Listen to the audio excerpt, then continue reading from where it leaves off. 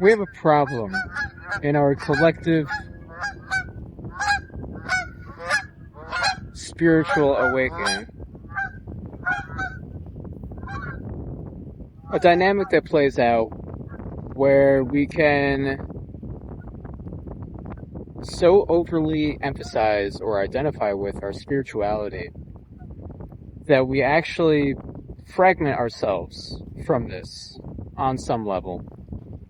We manifest a wave of resistance in our field, which suppresses our flow and can keep us from our truest forms of alignment.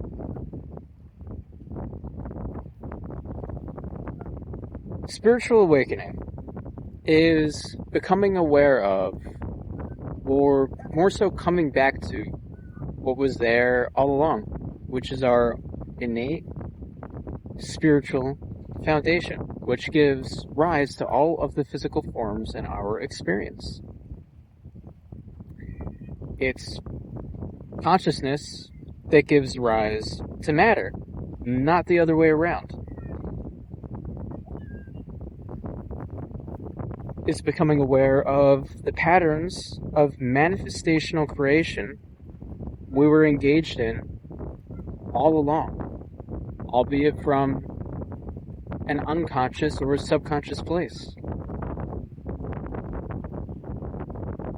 And this is why learning the holographic principle is so key, because it teaches that within each of us exists the totality. That reality is a reflection of our inner states of consciousness. So on some level, we are always innately influencing the world around us, even if we aren't fully aware of that.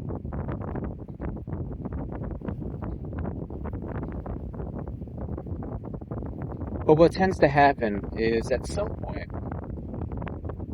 we come to a place of basically hypervigilance. We start to engage in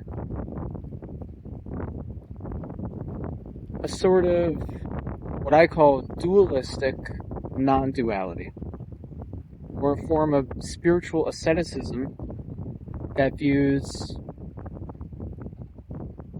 everything of this world, everything of this matrix, of the 3D, of humanness, as opposition to our expansion. Because we don't want to go back to this place where we felt powerless or lost. But these practices, this awareness, the spiritual asceticism, they're all tools for personal mastery along a path to balance within self-love and the love for all.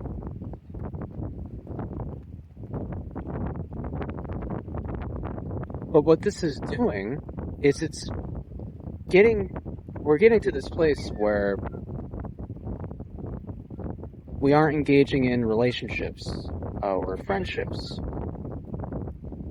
Sexuality, it's creating more separation and division in the collective. It's contributing to this loneliness epidemic and this dynamic where we want to go back to society before smartphones, but we aren't really taking the steps necessary to do so, whether it be within ourselves or the actual physical steps.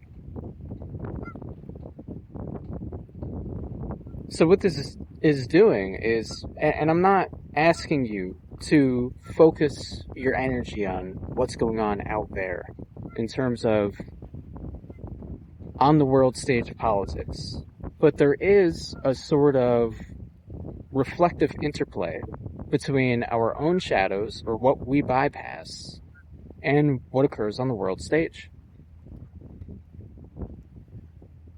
So this is actually, on some level, mind you, through the people who I view as most likely to actually create tangible change into 3D and long-lasting partnerships and communities. Well, what this is doing is it's subtly driving this push towards a transhumanist technocracy. And it's going to continue to do so unless we integrate and accept our totality, which isn't just the ethereal, spiritual, mystical wholeness that we are. It's also the lowly, dirty, and sexual human elements.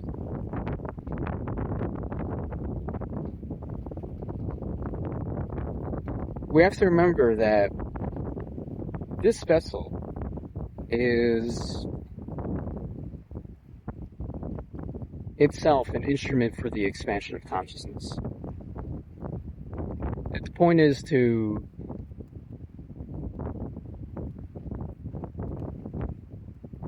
ground higher consciousness along as a guide to greater harmony through humanness, not through perfection or hypervigilance.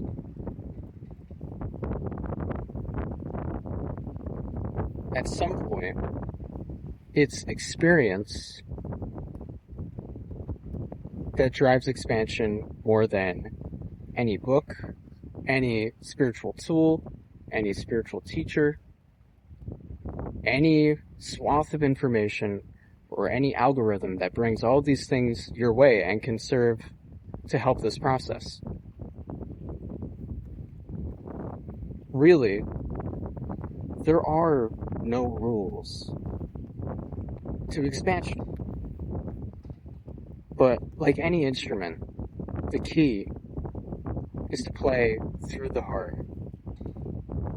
with love.